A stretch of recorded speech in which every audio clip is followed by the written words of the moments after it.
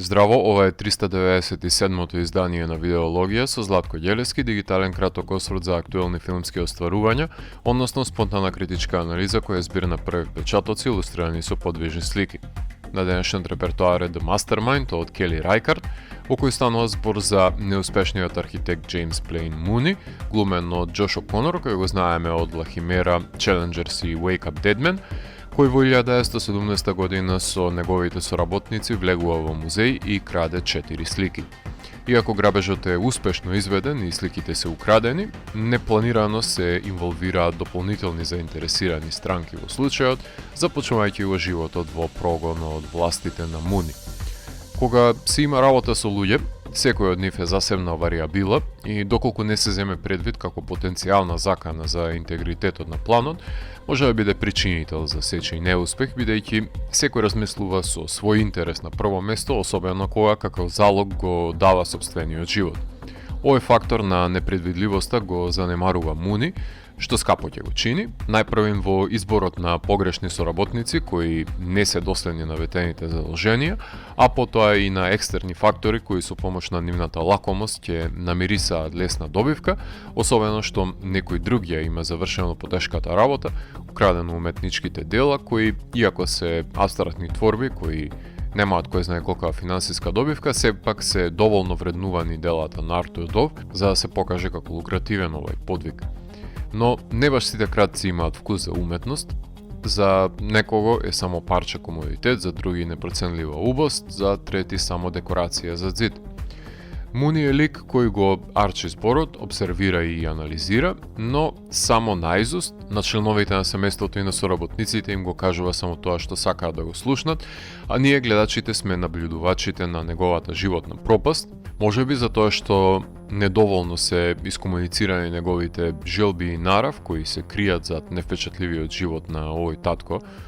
кој под лажна претенција го финансира грабежот со помош на парите на неговата мајка, искористувајќи ја нејзината слабост кон него, но исто така неговата наивна доверба во погрешни луѓе ќе биде ставена на тест и неговите пријатели нема да сакаат да ризикуваат да кријат бегалец.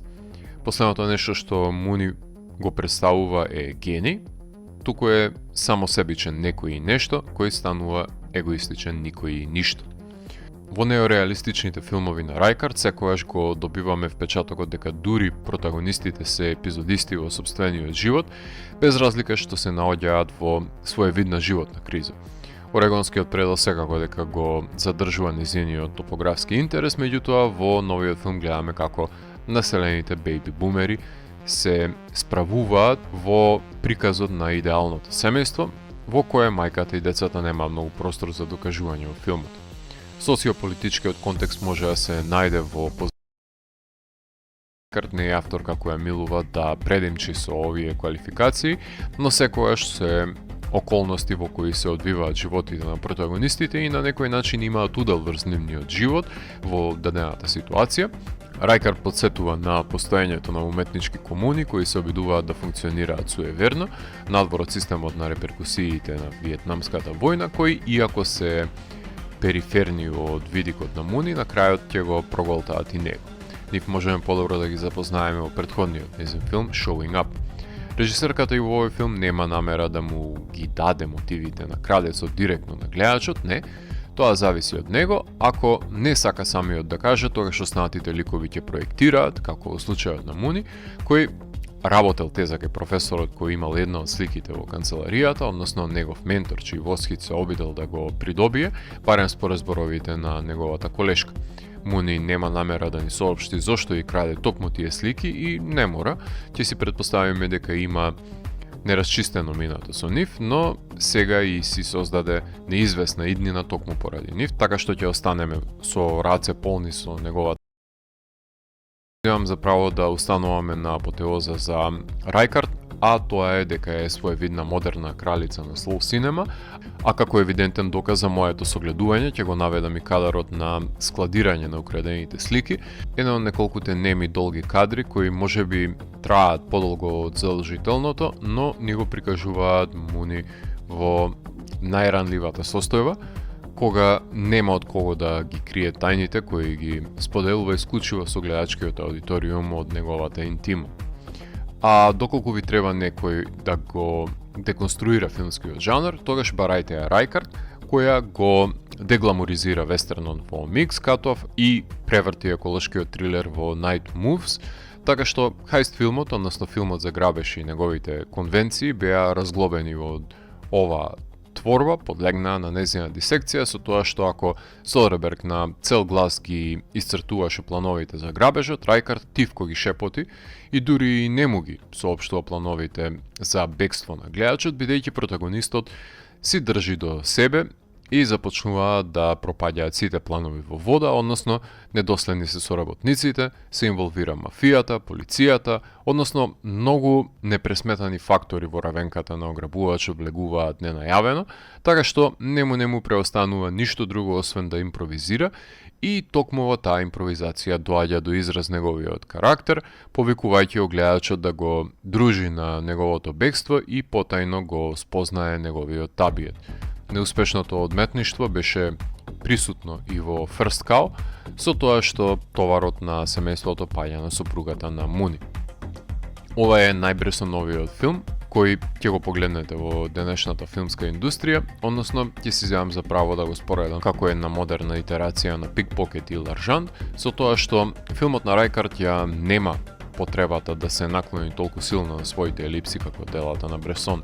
Затоа нема да го компарирам ниту со Baby Driver, Hell or High Water, Logan Lucky, American Animals и останатите модерни акциони филмови за грабежи, затоа што иако се браќа по крв, имаат многу различни темпераменти.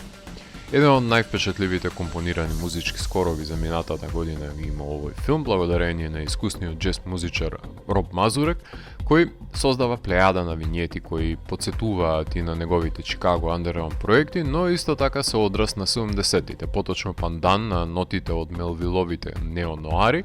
кои ја подгреваат атмосферата и ја додаваат потребната нишка на исчекување од предстојната наезда на неочекуваната пропаст. Исто мора да го истакнам дизајнот на звук на чинителите на природата, кои секојаш доаѓаат до израз, без разлика дали се штурците во ноќта или преостанатите звуци кои кријат ливадите и дрвата. Комплетната контрола над монтирањето на хрониките на патникот презема самата режисерка во делото, за да ја постигне саканата разборитост за доловување на течението на неуспесите кои следат по грабежот, но исто така осамнувањето на ликот и неговото доближување до гледачите, кои непречено ќе може да ја следат неговата агонија, соочувајќи се со надоаѓачките препреки. Проложена е соработката со чиракот на Финчер и Ван Сан, кинематограферот Кристофер Бловел, кој текстурата на филмот ја обојува со придушените бои од пастелната палета, во широките планови се држи до приказите на природата во која се обкружени ликовите кои живеат во Рајкардовите предградија, во една да речем есенска идила, допуштајќи си неговите кадри да траат подолго од останатите, за филмовите да земаат воздишка, да вдишат и да издишат, а сепак да биде портретиран во резигнираниот 1:6 наспроти 1 аспект.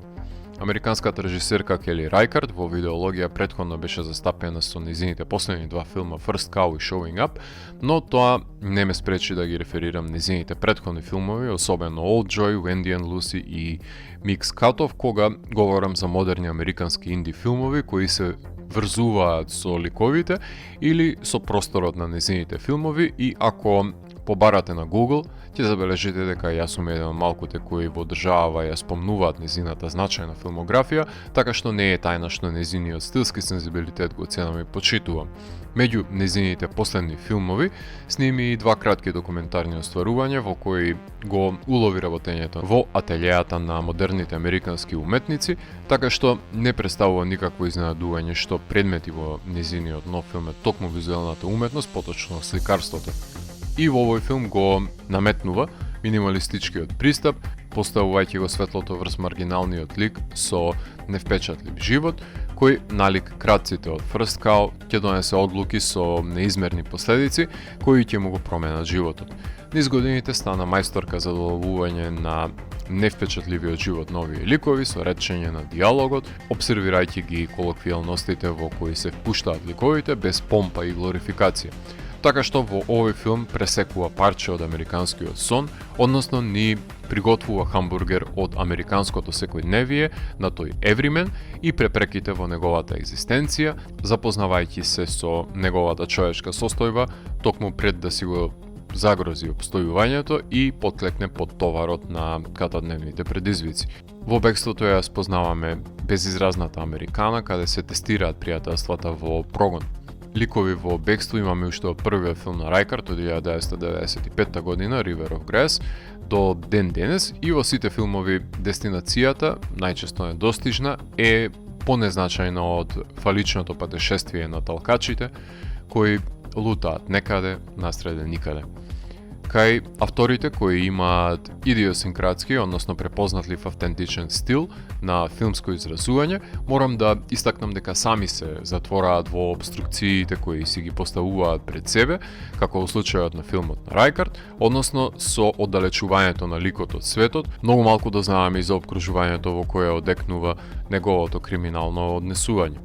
Повремениот напис во новините и прилог на радио не се доволни, но ова робување на стилот знае да вовлече во јамките на предвидливост, во кои Рајкард удобно ќе се вјаса, односно ќе биде подложена да ги исполни стереотипите кои самата ќе ги постави и биде жртва на погрешните очекувања на гледачите дека ќе гледаат експлозивен филм за грабеж. Филмот имаше својата премиера на Канскиот филмски фестивал, каде се разбира дека не беше награден затоа што нема да дојде да се слушне неговиот глас покрај извиканите наслови, но затоа беше награден во Ваљадолид, а прикажан на фестивалите во Сиднеј, Телирайд, Бусан, Цирих, Њујорк, BFI, Солун, Љубљана, со тоа што The Match Factory го дистрибуира филмот широм киносалите во цел свет, а Муви го сместија на нивната дигитална платформа. Номиниран е и за 2 Готами. Тивок филм за компликациите предизвикани од луѓето инволвирани во и вон самиот грабеж, кои му ги поматуваат сметките на протагонистот, кому иако животот во прогон му бега од контрола, молкот нема да го спречи да побегне од себе си. Ако морам да го еволуирам, тогаш The Mastermind од мене има 4 од 5.